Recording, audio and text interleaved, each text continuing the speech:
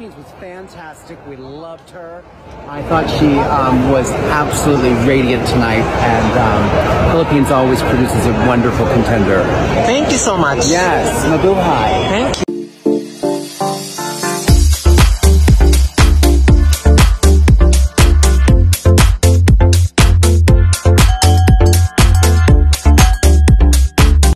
Tila hindi pa din na matapos-tapos magpasa hanggang ngayon ang mainit na usapin sa bansa ang tungkol sa pagkatalo at hindi pagpasok ng pambato ng Pilipinas na si Michelle Marquez D sa kakatapos lamang na 72nd Miss Universe Coronation Night dahil umano sa pandaraya na ginawa ng Miss Universe kung saan nakita naman natin at nakumpirma na pasok sana si Michelle D sa top 5 spot. Matapos maraming nakakakitang Pilipino sa nasabing viral photo ng top 5 na ibinahagi mismo ng official Instagram account ng Miss Universe El Salvador kung saan sa unang larawan na ibinahagi nito ay naroon ang bansang Pilipinas sa top 5 at ilang minuto lamang ang lumipas nang agad din itong na-delete at napalitan na ni Miss Thailand ang pwesto ng Pilipinas. Maraming Filipino ang nagsasabing tila nadaya tayo at tila may pinapaboran umano ang iilang judges at ang humahawak mismo ng Miss Universe. Samantala, matapos nga ang coronation night ay nagsalita na din ang iilang judges tungkol sa pambato nating si Michelle D. Ayon sa kanila ay mahusay ang ipinakitang galing ni Michelle D sa kanyang naging performance sa kakatapos lamang na Miss Universe 2023. Ayon din sa kanila ay isa si Michelle D sa mga the best na naging representative ng bansang Pilipinas at wish din umano nila na sana ay kahit na natapos na ang coronation night ay sana ay ipagpatuloy pa umano ni Michelle D ang kanyang nasimulan. Hati ang opinyon ng netizens na kailangan daw umano pa imbestigahan ito pero marami din ang nagsasabi na tanggapin na lang natin kung ano ang naging resulta.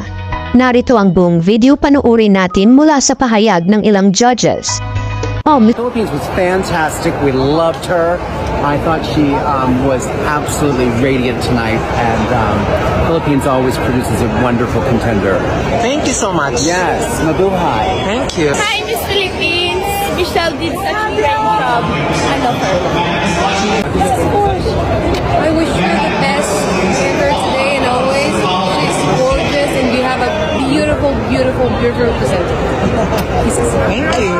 Pero itinaas mo ang bandera ng mga Pilipinas. Sobrang taas Oo, talaga. I think yun ang pinakabongga doon. Pinangako ko naman na lahat ng gagawin ko sa entablado, i-represent ko ang ating bayan, yung mga mahahalagang representations, and I'm just so happy it was well received. The feedback was amazing. Correct, correct. At the end of the day, it's all about destiny, kaya always just choose to spread love and kindness. Correct. And another thing is dun sa event mismo, ang daming pag ikaw lumalabas, kasi hindi naririnig ng mga fans sa TV yun eh. Pero kami naririnig namin na sobrang daming sumisigaw para sa Philippines, mga Latino, mga Asian people, saka mga Amerikano sumisigaw para sa iyo. Thank you so much. Thank you talaga. Nakakataba po ng puso. Diba? Mahal ka namin, MMD. We love you. Thank you. See you in Mexico.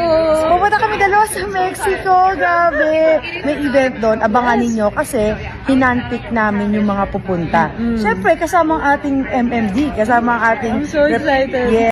And I was like, oh my gosh, Michelle's right next to me. And then I was so happy that I could come to her in that moment. And I really wish that she was standing there next to me in the top 5. I knew that she was so ready for it and she really did deserve it. Hola, how are you? Exciting. Yeah, it's such a comfortable private jet. Social, no? I know, thank you so much. I know. Nakakain ka na ba? Nakakain ka na? Yes, I had chicken pollo. Pollo. Dessert. Wala pa. I'm excited. Ako din. 30 more minutes. 30 more minutes? Yeah. Ano sa amin mas matagal? I know Hindi mauga eh, no? Oo nga. And I told Kung nagustuhan mo ang video na ito, huwag mo kalimutan mag-like, mag-share, at mag-subscribe, at i-follow mo na rin ang aking Facebook page, DarEdsTV, and please do follow me on my TikTok account, DarEdsTV. God bless everyone. See you on my next vlog.